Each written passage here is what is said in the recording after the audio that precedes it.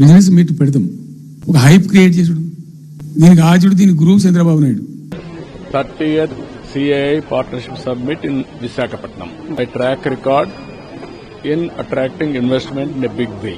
For the last 15 months, we are able to attract 10 lakh crores investment. ఇప్పుడు చంద్రబాబు నాయుడు చెప్పిన లెక్కల business వచ్చేది ఉంటే, ఎంఓఎల్ సక్సెస్ అయ్యేది ఉంటే, ఆంధ్రప్రదేశ్లో ఈ పాటికి 20 లక్షల కోట్లు వచ్చి ఉండాలి. ఆయన ఫస్ట్ టైం అలా సీఎం ఉన్నప్పుడు ఆ ఊళ్ళో పెట్టే కదా, వైజాగ్లో, అమరావతిలో కదా, వైజాగ్లో పెట్టిండు. వైజాగ్లో ఎవరు వెళ్ళి ఎంఓఎల్ చేసిన వాళ్ళంటే వంట మనుషులు చెప్పిండ్రు.